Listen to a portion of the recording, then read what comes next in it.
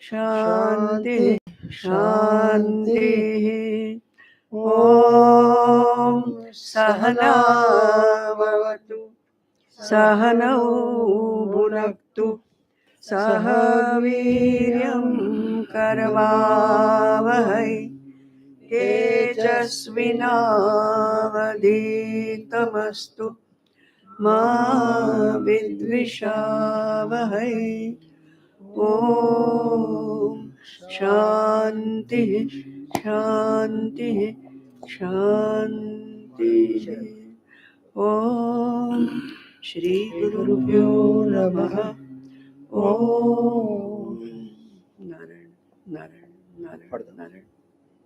ब्रह्माश्री माला श्लोक 51 आनंद ईदृशोवाप्तो न हीयते न लुप्यते आचिद्यते न केनापि सुखं ब्रह्मास्मि चिन्तनात्।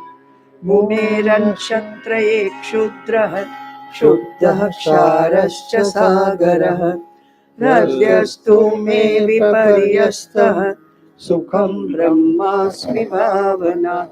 स्वरूपानन्दतृप्तस्य विषयः किं प्रयोजनम् सुधातृप्तस्य किं मद्यैस्तृप्तं ब्रह्मास्मि तिरुपकम्। नित्यतृप्तस्य मे तृप्तिर्दग्धस्य दहनं यथा नित्यमुक्तस्य मे मुक्तिर्मुक्तं ब्रह्मास्मि मुक्तिदम्। संसारसाधने वृद्धे मोहो मूढस्य वर्धते विवेकिनस्तु वैराग्यं गम्यं ब्रह्मास्मि सज्जने गम्यं ब्रह्मास्मि सज्जने। ओम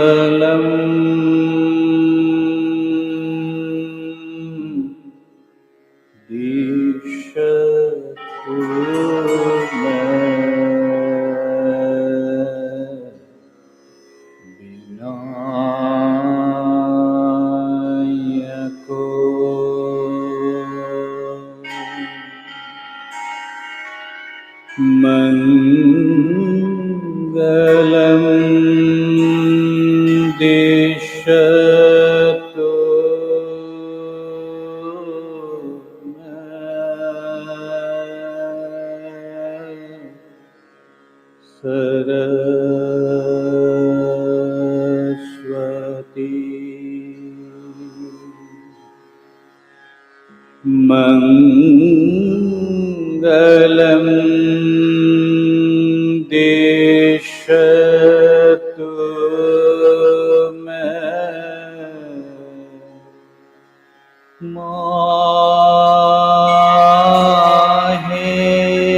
माहेश्वरी मंगलम देशतु मे सदा शिवम्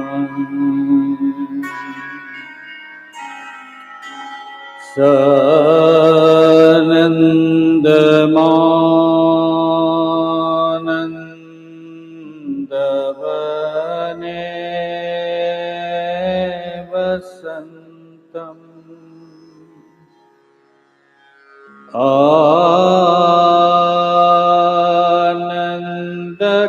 आनन्दकन्दम्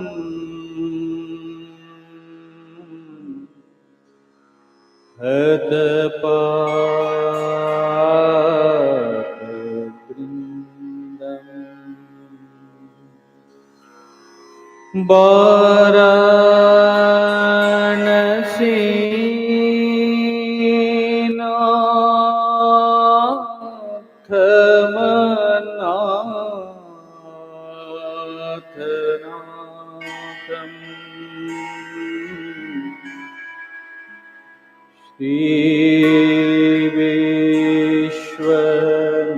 श्रीविश्वनाथम् शरणं प्रपद्ये। श्रीविश्वनाथम्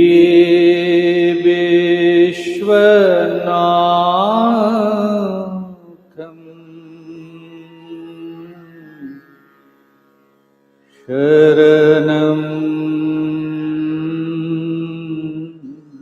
प्रपद्ये।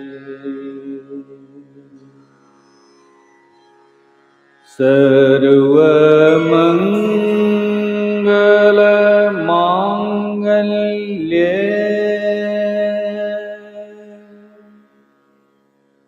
शिवे सर्वार्थसाधिके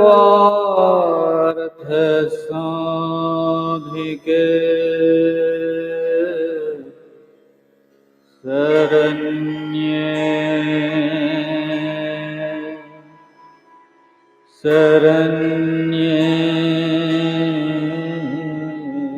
गौरी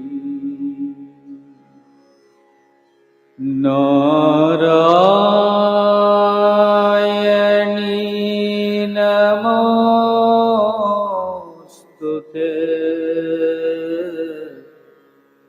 नारायणी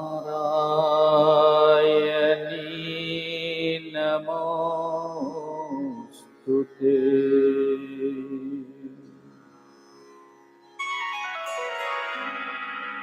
कृष्णाय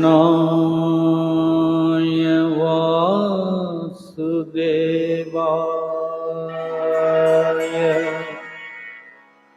हरये परमात्मने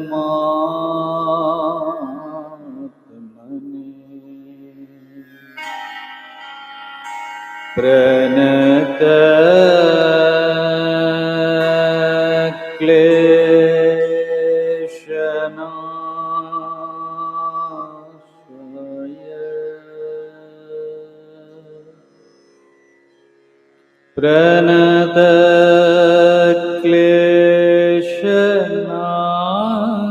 प्रणतक्लेशनाशाय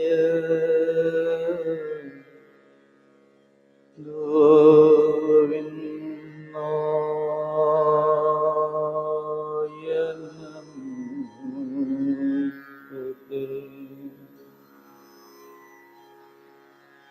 गुरुर्ब्रह्मा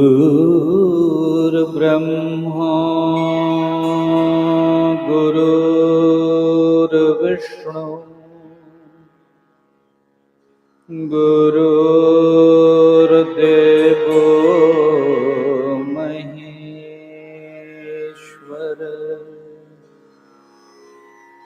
गुरु साक्षात् परं ब्रह्म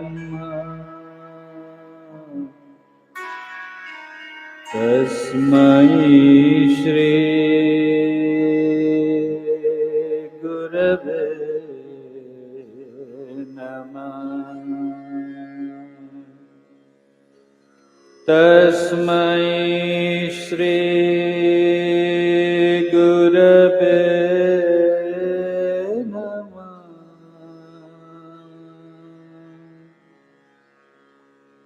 तस्मै श्री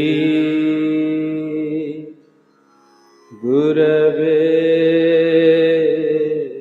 नमः। ॐ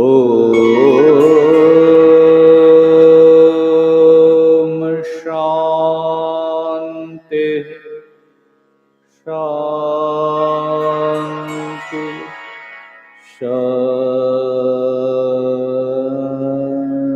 शान्तिः।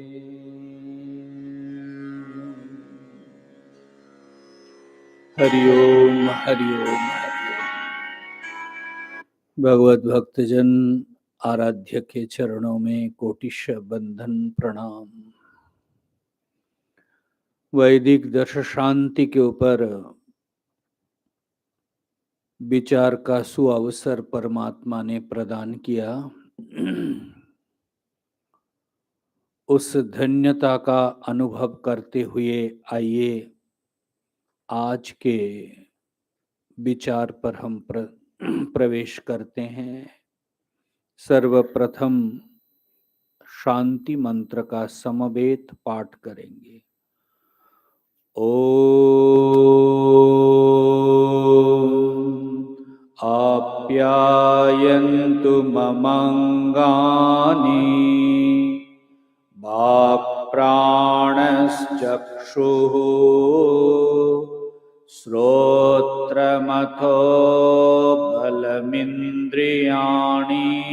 च सर्वाणि सर्वं ब्रह्मोपनिषदम् माहं ब्रह्म निराकुर्याम् मा ब्रह्म निराकरोत् अनिराकरणमस्त्वनिराकरणं मे अस्तु तदात्मनि निरतेय उपनिषत्सु धर्मास्ते मयि सन्तु ते मयि सन्तु। ओम शांति शांति शांति। भगवत भक्तजन, हे परमात्मा, सभी अंगों के साथ खास करके विशेष करके वाणी, प्राण, चक्षु, श्रोत्र सबको पुष्ट करो। भगवत भक्तजन, श्रोत्र के, कर्णेंद्रिय के, श्रवणेंद्रिय के बारे में हम विचार किए। एकमात्र परमात्मा विज्ञान श्रवण के द्वारा ही संभव है। आप भक्ति पथ पर चलो चाहे ज्ञान पथ पर, जब तक साधक अपने श्रवणेंद्रिय के द्वारा भक्ति का श्रवण न करे, श्रवणम कीर्तनम विष्णोः स्मरणम प्रथम श्रवणम, वो साधक भी जीवन में उस कृत्यता को प्राप्त नहीं कर सकते हैं। भगवत भक्तजन, श्रवणेंद्रिय के महत्व को समझिए। गुरु के पास शिष्य पहुंचते हैं तद्विधि प्रणिपातेन आदि के द्वारा। गुरुदेव ब्रह्म तत्व के बारे में बतलाइए। साधना देते हैं।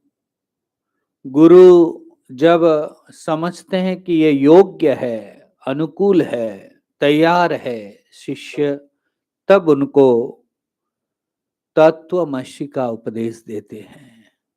और वो तत्वमसि भी आपको श्रवणेंद्रिय के द्वारा ही श्रवण करना होगा। भगवत भक्तजन, इसलिए इस श्रवणेंद्रिय की महत्व को समझिए।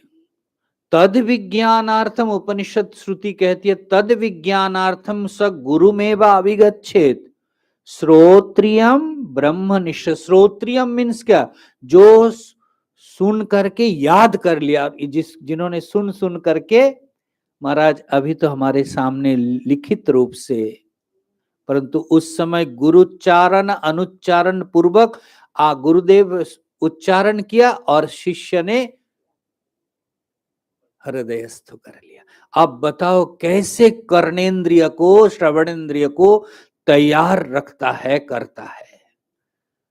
इसलिए मुझे लगता है कि वेदांत श्रवण के पहले, शास्त्र श्रवण के पहले, ये जो सभी इंद्रियों की बल के लिए प्रार्थना करते बड़ा उपयुक्त है कि हम जो भी श्रवण करें शास्त्रीय आपके बारे में, परमात्मा तत्व के बारे में, वो हृदयंगम करने के लिए हमारे श्रवण इंद्रिय परम आवश्यक है। इसलिए प्रार्थना करते हैं, श्रवणस्याप्ययनं तत्र श्रवणायास्त्वपेक्षितं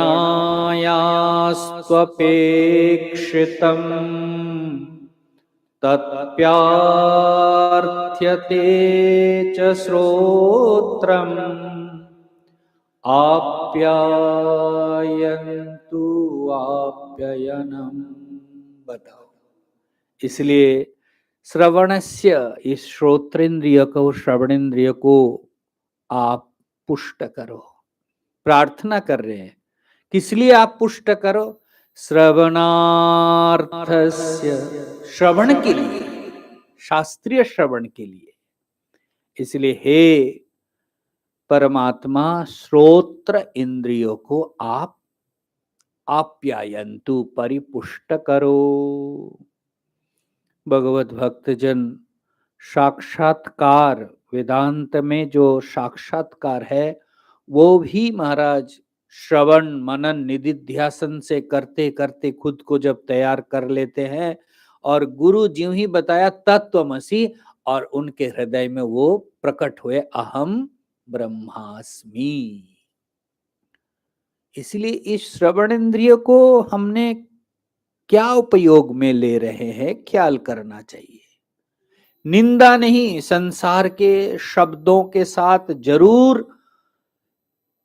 कांटेक्ट होगा, ग्रहण भी करना है, परंतु इसका जो मुख्य प्रयोजन है, जिसलिए परमात्मा ने आपको हमें दिया है, उसको ख्याल करना जरूर चाहिए। इसलिए प्रतिदिन देखिए ना, प्रतिदिन प्रार्थना हो कि हे नाथ, इस श्रवणेंद्रिय के जो वास्तविक रूप है श्रवण, जिसके लिए आपने ये इंद्रियों को दिया, उसको आप व्यवस्थित करो। अनुगृहीतिता सर्व स्वीकृता देवतास्तत मर्यादारक्षण द्वारा श्रोत्रस्यापयनं कुरु। प्रार्थना करते हैं कि उस मर्यादा को आप जरूर हमें बता दीजिए कि जिस मर्यादा के लिए इस श्रवण इंद्रिय का आपने सर्जन किया। अनुग्रहित, आप अनुग्रह करो। अब बताओ, वैदिक शांति मंत्र का हम चिंतन कर रहे हैं, परंतु साधक क्या प्रार्थना कर सकते हैं कि श्रवण इंद्रिय के द्वारा जो मर्यादा है, उस मर्यादित शब्दों का श्रवण हम कर पाए, ये इतना अनुग्रह करो। इसलिए भगवत भक्तजन, श्रोत्र के लिए इतना हम लोगों ने चिंतन किया। आगे के चिंतन देखिए, वाक् प्राणश्चक्षुः श्रोत्रम, इतना हो गया। अथ बलमिंद्रियाणि च सर्वाणि, अथ फिर कह रहे बलम इंद्रियाणि च सर्वाणि। अब इसको क्या कह रहे? बल चाहिए। बलम इंद्रियाणि च सर्वाणि, बल बिना भगवत भक्तजन किसी भी क्षेत्र में आप सफल नहीं हो सकते। बल किसका बल, उसको लेकर के चिंतन करते हैं। उपनिषद प्रतिपाद्य श्रुति प्रतिपादन करती है, नायम आत्मा बलहीनेन लभ्य। क्या जो ताकत को बढ़ाया वो परमात्मा को प्राप्त कर सकते? किस बल की प्रार्थना है नारायण? श्रुति तो कहती है बल के बिना। 3 स्तर यहां हम चिंतन कर सकते हैं। देखो, शरीर के बल को भी स्वीकार करना होगा। शारीरिक बल यहां तक पहुंचे कैसे महाराज? शरीर में बल ना हो, ताकत ना हो, तो क्या यहां तक हम पहुंच सकते हैं? इसीलिए केवल मात्र बाहरी खुराक उपादान से आप बल कितना प्राप्त करोगे? परंतु वही जगद आत्मा पूरे इंद्रिय वृत्ति को चालना कर रहे हैं, और वो जो आप जो कुछ भी ले रहे हैं, खा रहे हैं, उसको कौन महाराज उस कोश कोश तक, प्रत्येक इंद्रिय के, प्रत्येक खून के उस बूंद तक कौन पहुंचा रहे हैं? केवल आप इतने दे सकते हैं, उठा करके आपने दे दिया, चबा करके अंदर कर लिया, परंतु कौन है वो शक्ति? एक समय तो ऐसा भी आता है कि बस वो ले नहीं पा रहे हैं, परंतु शरीर की जरूरत है, अब राइस ट्यूब से दिया जाता है। अब बताओ कौन है? केवल बाहरी ताकत शक्ति से हम बलवान नहीं हो सकते। ये पूरे विश्व के जो विश्वेश्वर है, इस विश्व के जो नियंता है, जो नियमन कर रहे हैं, उनको ख्याल कीजिए। इसलिए शारीरिक बल को भी देने वाला कहीं ना कहीं वो है महाराज। जो भी हमने खाया उसको सही ढंग से पचा करके शरीर के अनुकूल बना करके जहां डेफिसिट है वहां तक पहुंचा देना, ये पूरे प्रक्रिया को कौन कर रहे हैं महाराज? इसलिए यहां कह रहे अथ बलम इंद्रियाणि, बल दो। ये तो हो गया शारीरिक बल, परंतु केवल शारीरिक बल होने से नहीं होगा। शारीरिक बल के 2 भाग करते हैं। देखो, आप गुरु गृह में गए, शरीर में अगर बल ना हो, ताकत ना हो, तो सेवा भी आप ढंग से कर नहीं। अब देखिए कैसे, एक तो है जिस बल की बात हमने किया, प्रत्येक इंद्रियों को बल दो, और दूसरी इस बल की उपयोगिता क्या है हमने पुष्ट कर लिया, परंतु उस बल की उपयोगिता बता रहे हैं। शरीरम बलमप्येयम परिप्रश्नेन सेवया न चाशुश्रूषवे वाच्यम् इत्यादि स्मृति दर्शना। शारीरिक बल का उपयोगिता क्या है? कहते हैं गुरु गृह में जाकर के तद्विधि प्रणिप्रश्नेन सेवया, ये जो प्रणिपातेन परिप्रश्नेन सेवया, तृतीय जो स्थिति है, आप पहुंचे, प्रणाम किए, अनुग्रह का प्रार्थना, फिर आपके हृदय का प्रश्न शिष्य पूछते हैं, और फिर महाराज सेवा के द्वारा उनके अनुकूल होना पड़ेगा।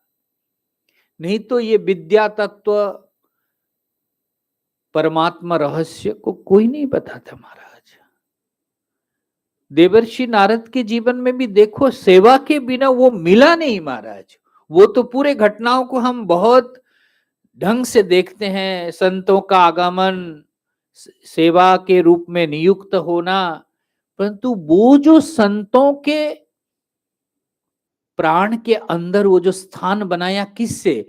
वो जो अनुगत्य सेवा, इसके द्वारा महाराज वो अपने जीवन में उस परम तत्व का आस्वादन कर पाया, और तब जाकर के एक सामान्य मनुष्य एक देवर्षि के स्थान को प्राप्त कर सकते हैं।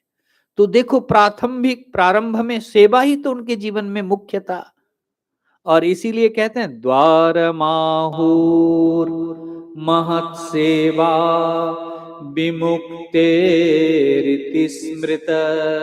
विमुक्ति अगर चाहिए, द्वारम आहु महत सेवा, महान पुरुषों की सेवा करो, और उस सेवा के द्वारा ही तुम्हारे जीवन में जो मुक्ति के द्वार है वो उद्घाटित होंगे, खुलेंगे।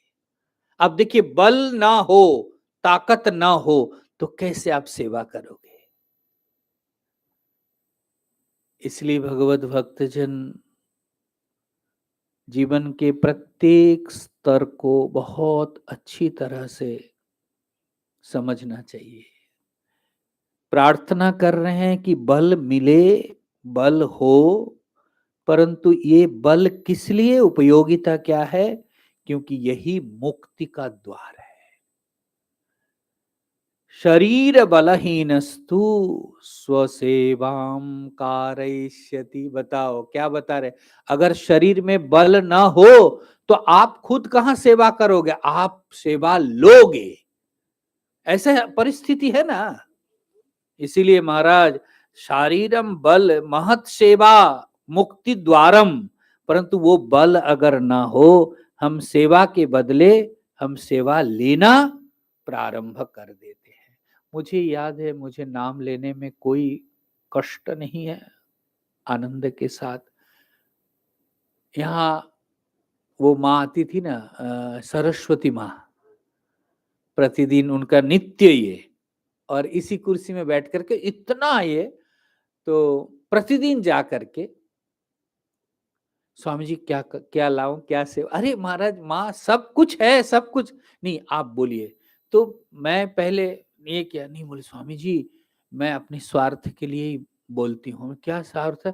बोले ये जो आप कुछ बोल दोगे ना, तो ये दिन भर, ये अभी से मैं शुरू हो जाता है मेरा मन कि सेवा के लिए मुझे जाना है, मुझे अमुक चीज लाना है, मुझे स्वामी जी।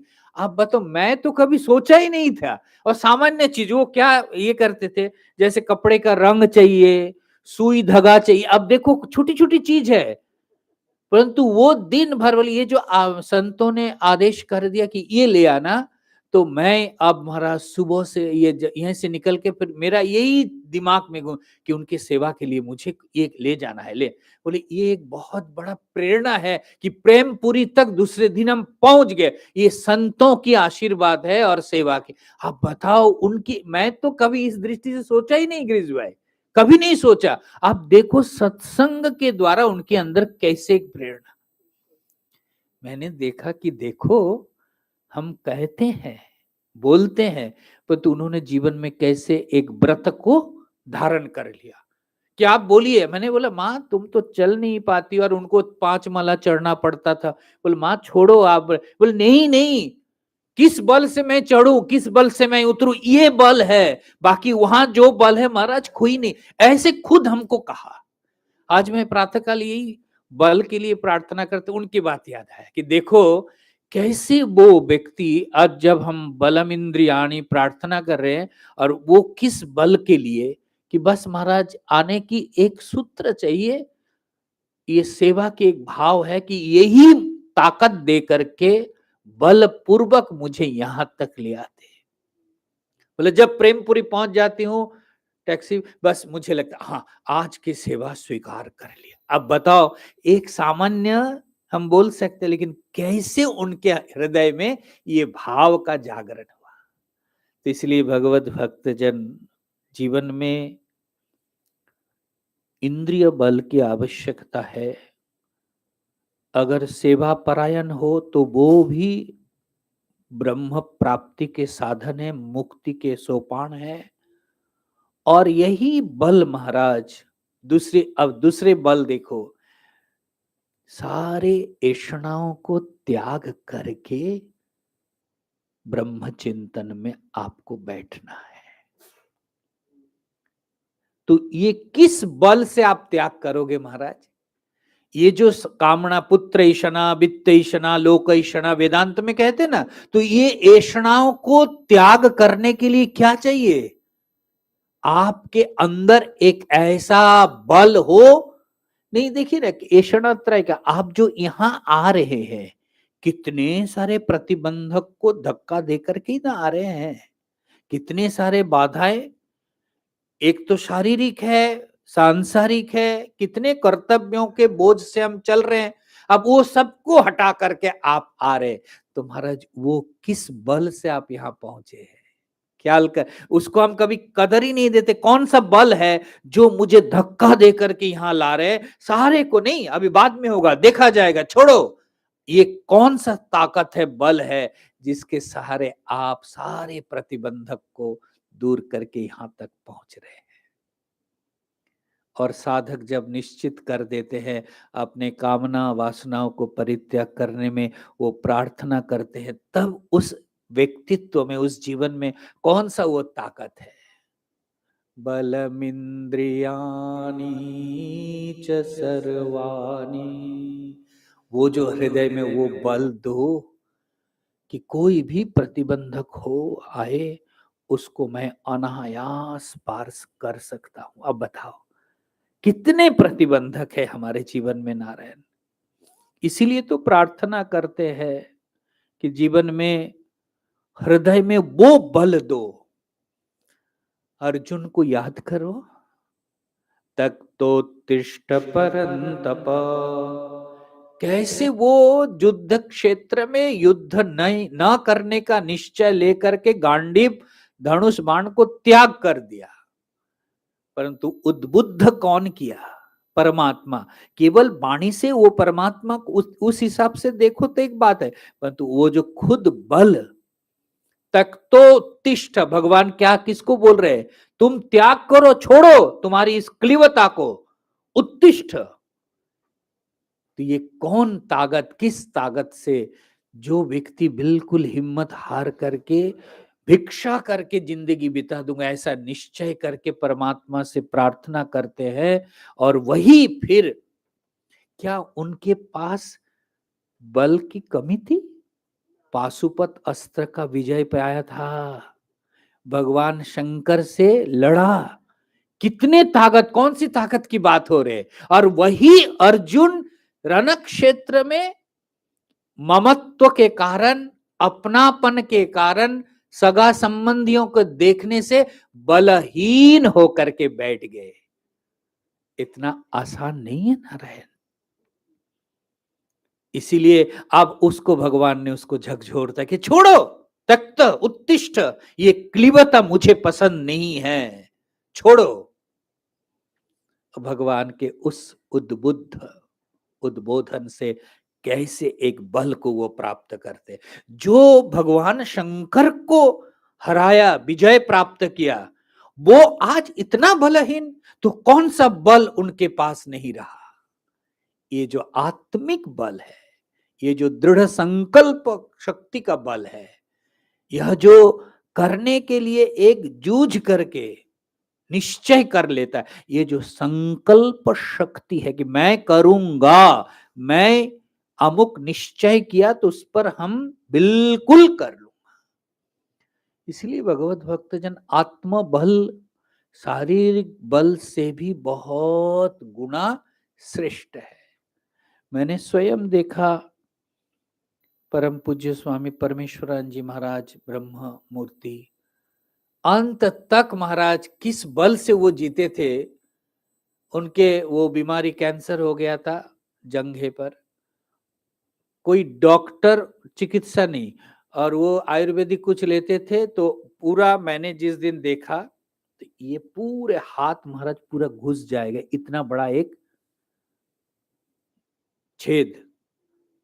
अब बताओ वो कितना दर्द। डॉक्टर आया हरिद्वार में अपने आश्रम में, डॉक्टर खोल करके ढक करके आकर के बाहर, मतलब डॉक्टर क्या हुआ? बोले स्वामी जी मैं तो, मतलब वो देख करके वो सेंसलेस जैसा हो रहे। आप वो व्यक्ति, वो संत, वो महापुरुष उसको सहन कर रहे किस बल से महाराज?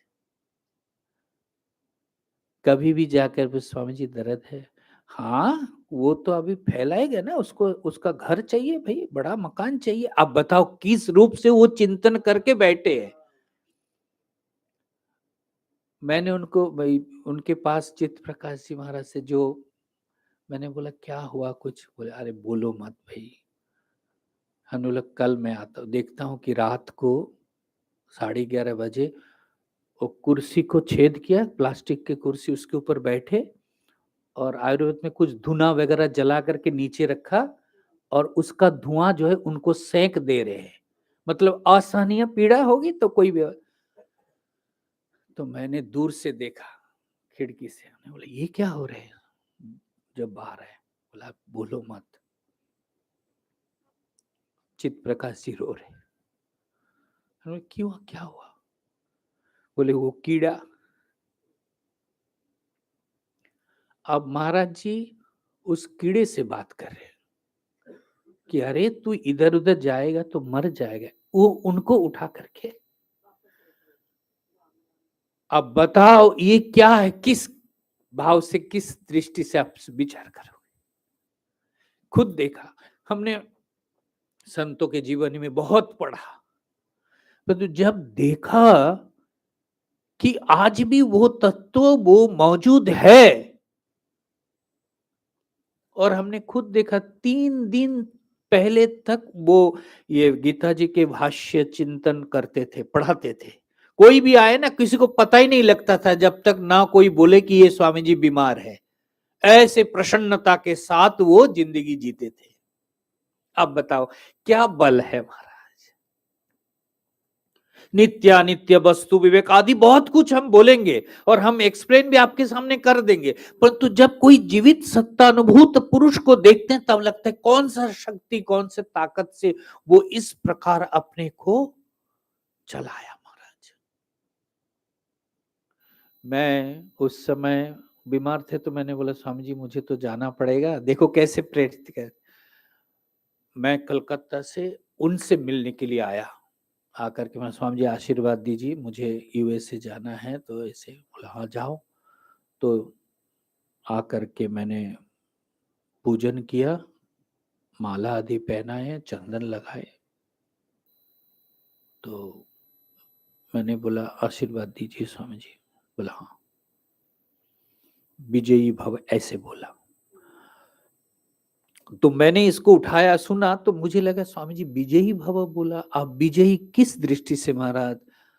आर्थिक हो, शिष्य क्या है, मतलब आदि आदि जो जो हम सोचते हैं।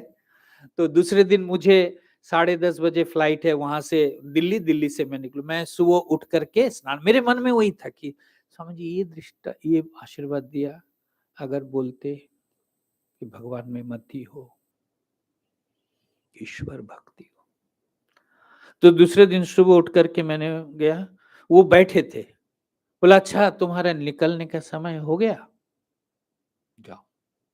विजयी फिर वो बात, और मुझे बहुत स्नेह करते, एकदम ऐसे ऐसे करके आशीर्वाद दिया। तो मैंने बोला स्वामी जी एक प्रश्न है। हाँ बोलो। हमने आप विजयी भव बोल रहे हैं, मुझे समझ में नहीं है किस दृष्टि से किसकी विजयी? बोला रे तुम्हारी श्रद्धा भक्ति को देख करके किसी के हृदय में भगवान के प्रति भाव जग जाए, यही तुम्हारी विजय। आप बताओ मुझे, मैं किधर चल रहा था और वो किधर, किस सोच कर किस विचार से। बोले तुम यहाँ से जा रहे हो, तुम्हारे आचरण तुम्हारी भक्ति ईश्वर परायण था, तो देख करके अगर किसी के दिल में थोड़ा भी ईश्वर के प्रति भाव जग जाए वही तुम्हारा विजयी है। मैंने बोला देखो कि कैसे साधक अपने जीवन को तैयार किया। तो इसलिए भगवत भक्तजन कौन सा बल, जिस बल से हम अपने सारे बंधनों को, सारे अटैचमेंट को काट सकते हैं, मिटा सकते हैं। इसलिए यहाँ प्रार्थना कर रहे बलम इंद्रियाणी च सर्वाणी, सारे वो आत्मा बल दो जिस जिस बल के कारण हम सारे प्रतिबंधक को, खास करके वेदांत के जब चिंतन कर सारे ऐषणाओं को, पुत्र ऐषणा, वित्त ऐषणा, लोक ऐषणा, सारे ऐषणाओं को त्याग करके एक दृढ़ संकल्प शक्ति के साथ मैं उसमें लग सकूं। केवल वेदांत के लिए नहीं, अगर जीवन में वो संसार के प्रति लगाव है तो भाई आपके मन जप में भी नहीं बैठेगा, पूजा में भी नहीं।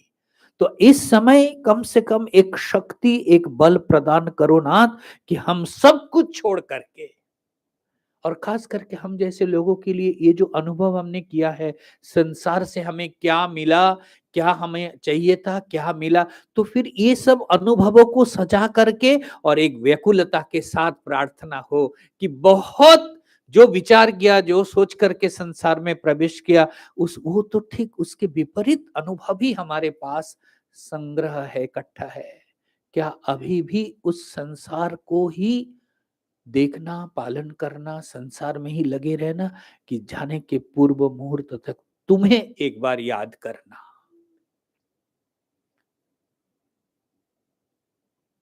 साथी, वो एक पंजाबी में भजन है, तुमसे हो जो,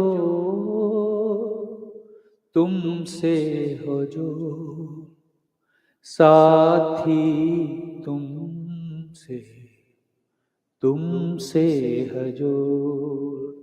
जीवन भर हम इन लोगों से जुड़े रहे, परंतु हे साथी, अब अंत समय में तुमसे मैं जुड़ जाऊं। अब बताओ, जो कुछ भी लगाव है, जुड़ाव है, अब तुम्हारे लिए हमारे चित्त में ये प्रकट, और वो शक्ति महाराज, और तब जाकर के श्रुति प्रतिपादित जो अर्थ उत्तिष्ठत, जागृत, प्राप्य बरा, निबोधत, ये जो श्रुति प्रतिपादित अर्थ, उठो जागो, श्रेष्ठ पुरुष के पास जाओ, और निबोधत, तो ये महाराज उठना जगना ये क्या है? ये जो आत्म बल है।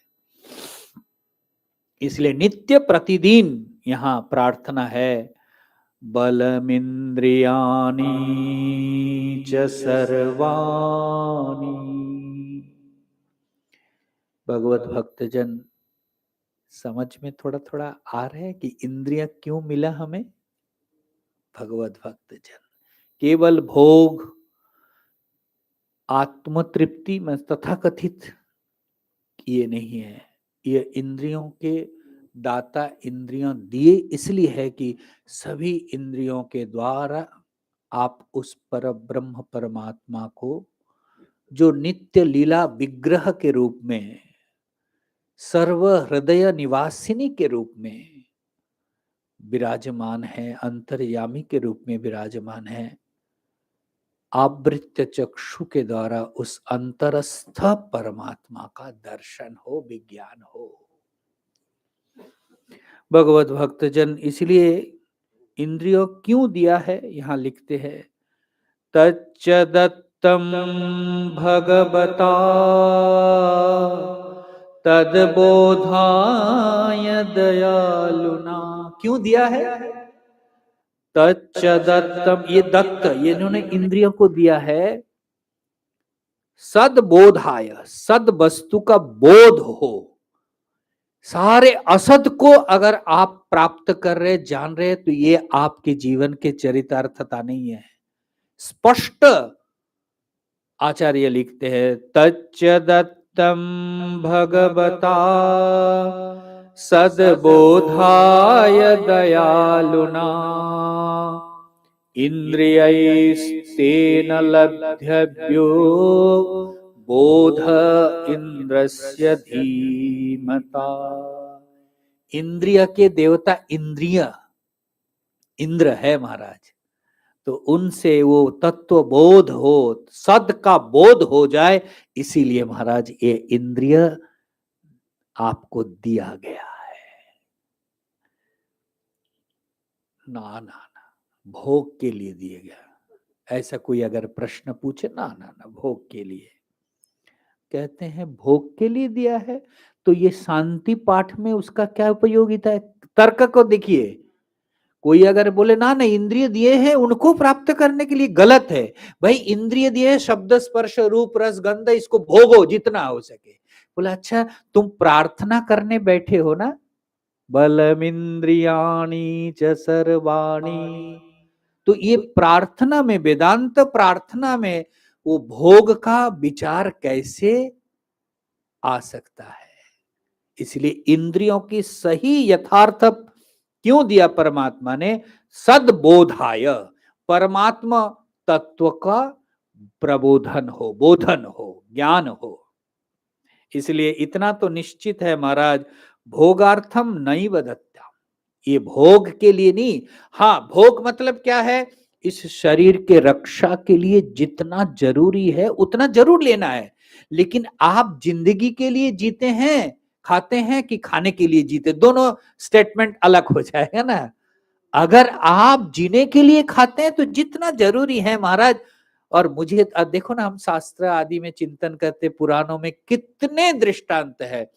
बाहरी खुराक से अगर अंदर ये सूक्ष्म तन्मात्र रूप से सर्वत्र जो है वो भी अगर भक्त लेते हैं तो महाराज उसके द्वारा भी वो, प्रहलाद कितने दिन बिना खाए पिए रहे, देवी भगवती अपर्णा नाम हो गया था, क्यों? तो उनका शरीर चल सकता है तो हमारा नहीं चलेगा। ये जो पहले भाई उन लोगों ने निर्बल का बल भगवान ऐसे मान करके वो निश्चय किया, और हम लोग तो इतने सारे चीज रख करके बड़े भक्त होकर के बैठते हैं। जब भी एक माता जी कह रहे थे, माता जी महाराज ये जो है ध्यान जब करने बैठती हूँ, सामने जो है पानी और थोड़ा ड्राई फ्रूट रख लेती हूँ, 1.5 घंटा करना है ना, जब भी थोड़ा लगता है भूख तो थोड़ा पानी पीकर आप बताओ, मैं उस माँ से ना कुछ नहीं, मैं उनकी सरलता से बड़ा अभिभूत हो गया। कब से व्यक्त तो कर दिया कि मैं तो इसलिए ऐसा नहीं महाराज, बल के लिए उनसे प्रार्थना, और उन्हीं वही शक्ति ताकत आपको देंगे, हमें देंगे कि जिसके कारण उस प्रबल प्रतिबंधक को आप काट करके उनमें चित्त को, मन को लगा सके। और ये शक्य है, संभव है, नहीं तो ये उपदेश नहीं दिया जाता। भगवान कृष्ण ने कहा ना, यथेध्वांसी समेधोग्नि भस्मसात् कुरुतेर्जुन। इसलिए इसके जीवन में कर्म करके आप निष्कर्म प्राप्त करोगे, कहते नहीं, अगर भगवत बोध हो जाए तो भगवत बोध से भी आप निष्कर्म को प्राप्त कर सकते हैं। केवल मात्र कर्म करके उससे आप निष्कर्म को प्राप्त नहीं कर सकते, अगर उसमें भगवत बोध हो जाए तो उससे भी आप निष्कर्मता को प्राप्त कर सकते हैं। और इसीलिए भगवान कृष्ण कहते यथेध्वांसी समिद्धोग्निर भस्मसात् कुरुते। तो यथेध्वांसी क्या है, जैसे ईधांशी शब्द का अर्थ भाष्यकार लिखते काष्टानी, जैसे काठ को, लकड़ी को जलाने से सब कुछ भस्म कर देते हैं, ठीक उसी प्रकार आपके चित्त में ये जो अग्नि है, ब्रह्माग्नि, ज्ञानाग्नि, इस ज्ञानाग्नि ने चित्त में जो कुछ भी कलुषता, मलिनता, ज्ञानता जो है वो सब भस्म करके आपको उस प्रबोध को प्राप्त करा देते हैं। ये तो महाराज भगवान गीता जी में बताया। इसलिए जीवन में निष्कर्मता को भी प्राप्त करना है तो ईश्वर अनुग्रह के बिना, तो इसलिए भगवत भक्तजन कहने का तात्पर्य यही है कि ये पूरे जो शरीर में आपके पास जितने भी है, किस लिए दिया गया है उसको केवल ख्याल रखना है बस। मनु महाराज तो भयंकर चीज लिखते हैं। मनु महाराज करते हैं ये शरीर इंद्रिय जो भी मिला है उसका अगर आप सदुपयोग ना करके दुरुपयोग कर रहे हैं तो उसका परिणाम क्या है ये जरूरी है। मैं इसलिए आज ढूंढ करके लाया कि थोड़ा प्रेरणा मिलेंगे कि भैया सावधान हो जाओ। शरीर जय कर्म दोषैर याति स्थावरतां नर वाचिकै पक्षिमृगताम् मानसैरन्त्यजातिता। ये है आपकी हमारी गति होने वाला, अगर आपने सही सही उसका उपयोग नहीं किया। कहते शरीरजई कर्म दोषई ही, शरीर के द्वारा जो भी इंद्रिय में इसके द्वारा अगर आपने कुछ गड़बड़ किया, जिस उद्देश्य से मिला उसको आपने ख्याल नहीं किया, भोग में जीवन को लगा दिए और इसी को जीवन का परम लक्ष्य मान करके जिया, तो मनु महाराज कहते हैं स्थावरता नरः, वो स्थावर जो नहीं मिलेगा आपको। स्थावर जनी मतलब वृक्ष आदि, कितना भयंकर। इसलिए मैं जब भी जाता हूँ ना, कहीं बड़ा वृक्ष देखता हूँ, मैंने प्रणाम कर, प्रभु तुम किस रूप में थे, कहाँ कैसे आया, किसी को भी नहीं, उसमें भी वो जीवता है, किस पाप में किस कर्म में यहां तक पहुंचे बताओ। अब वहां कब तक उनका कर, अब वो दोष का ही परिणाम है ना। अब उस दोष के कारण मारा, इसलिए बड़े बड़े वृक्षों को देखो, छोटे छोटे वृक्षों को देखो और उससे अपने शिक्षित हो जाओ कि न जाने किस कर्म का परिणाम उनको ये स्थावर जो योनि मिला। अब देखो मनु महाराज के शरीर अजय कर्म दोषई, अगर कर्म में दोष है शारीरिक कर्म में तो महाराज स्थावरतांगता। फिर बाचिक दोष से क्या मिलेगा, बाचिकई पक्षी मृग्यताम, महाराज ची ची ची ची, कोयल का सुर कितना भी बढ़िया हो, चाहिए मेरे पास है ताकत, मैं दे सकता हूं, देखो। हाँ, इसका मतलब है कितना भी उत्कृष्ट हो कोयल, लेकिन हमारे जैसा, तो ये जो वाणी से दो कटु वचन ये सब अपराध कर रहे, तो मनु महाराज कहते हैं पक्षी मृग्यताम, जंतु जानवर बन जाओगे, भोग भोग भोग टी टी टी करते। आप बताओ कैसे लगता है, प्रभु है। और फिर कहते हैं मानस ही, अगर मानस मन में पाप किया, मन ही मन क्या बोलते हैं तेरा भलू हो जाए, ऐसे प्रार्थना करते कभी कभी ना, मतलब खराब के लिए, तो कहते हैं अंत्य जोनी मिलेगा।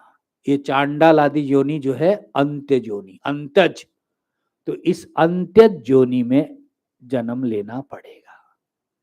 इसलिए महाराज पूरे ये शरीर देह देवालय प्रोक्त, ये जो देवालय आपको दिया है, इस देवालय की उपयोगिता क्या है, पूरे देवालय की उपयोगिता है कि इस देवालय के देवताओं का साक्षात्कार करो, बस।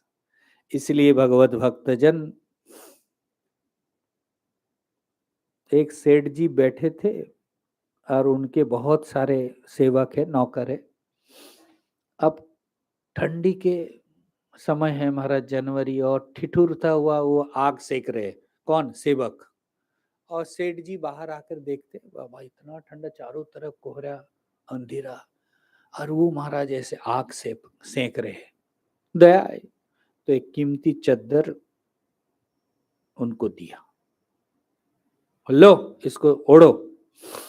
अब चद्दर मिलते ही वो भिखारी नहीं, वो सेवक जो है, नौकर, जाकर के क्या किया, इधर उधर देखा कि सेठ जी दे करके तो अंदर चले गए, वो वस्त्र को, उन्हीं कपड़े को आग में दे दिया जिससे सेक रहा था, सेक करके सेक लिया। अब महाराज वो सेठ जी खिड़की से देखा, अरे अरे क्या किया, मैंने दिया एक ऊनी वस्त्र ओढ़ करके ठंडे का निवारण हो, ये तो आग में दे दिया। महाराज दोबारा वो सेठ जी देगा, देगा कि नहीं, आप लोग बोलिए, देगा दोबारा वो चद्दर, ऊनी कपड़ा के, सामान्य चद्दर भी नहीं देंगे। तो ये दीनी रे दीनी चदरिया, ये चद्दर जो आपको मिला किस काम में ले रहे हैं, किस काम में ले रहे हैं महाराज, इस चद्दर को आपने किस उपयोगिता में लिए। ये जो हम काम क्रोध लोभ आदि में जला रहे हैं ना महाराज, दोबारा वो सेठ जी हमारे ये शरीर नहीं देगा महाराज, ये शरीर रूपी वस्त्र नहीं मिलेगा। इसलिए ये वस्त्र अगर मिला है तो उनकी प्रसन्नता के लिए वो जो चाहते हैं उसको कीजिए और उसी को प्रसन्नता के साथ इस शरीर का उपयोग हो, और तब जाकर के महाराज कुछ और उपलब्धि, तृप्ति, शांति को आप प्राप्त कर सकते हैं। आइए एक बार शांति मंत्र का उच्चारण करके पूर्ण करते हैं। ओम आप्यायन्तु ममांगानि वाक्प्राणश्चक्षुः श्रोत्रमथो बलमिन्द्रियाणि च सर्वाणि सर्वं ब्रह्मोपनिषदम् माहं ब्रह्म निराकुर्याम् मा ब्रह्म निराकरोत् अनिराकरणमस्त्वनिराकरणं मे अस्तु तदात्मनि निरतेय उपनिषत्सु धर्मास्ते मयि सन्तु ते मयि सन्तु। ओम शांति शांति शांति। हरि ओम। ओम। पूज्य महाराज जी के पुनीत श्री चरणों में वंदन। आज अधिक ज्येष्ठ मास सूद षष्ठी शुक्रवार दिनांक 22 मई स्वामी श्री प्रेमपुरी आश्रम ट्रस्ट आयोजित दया गीता चिंतन माला के अंतर्गत परम पूज्य स्वामी श्री अवधेश चैतन्य जी महाराज द्वारा श्रीमद् भगवद गीता शंकर भाष्य विषय पर चल रहा प्रवचन आज और कल शाम 6 से 7 के दरमियान होगा, जिसका जरूर से हम लाभ लें। स्वामी श्री प्रेमपुरी आश्रम ट्रस्ट प्रेमपुरी महिला मंडल के अंतर्गत पुरुषोत्तम मास के उपलक्ष्य में 9:30 से 11 बजे तक महामृत्युंजय होमात्मक हवन यज्ञ टेरेस पर हो रहा है। तत्पश्चात रुद्राभिषेक 11:30 से 1 बजे तक होगा। तत्पश्चात सायं परम पूज्य संतोषी माता जी अपनी सुमधुर वाणी द्वारा श्री शिव पुराण कथा का रसपान करवाएंगी, जो सायं 4 से 6 हमें 27 तारीख तक प्रतिदिन प्राप्त होगा, तो जिसका जरूर से बड़ी संख्या में उपस्थित रहकर लाभ ले। ओम ओम ओम। अब शांति पाठ होगा। ओम पूर्णमद पूर्णमिदं पूर्णात् पूर्णमुदच्यते पूर्णस्य पूर्णमादाय पूर्णमेवावशिष्यते। ओम शांति शांति शांति। ओम।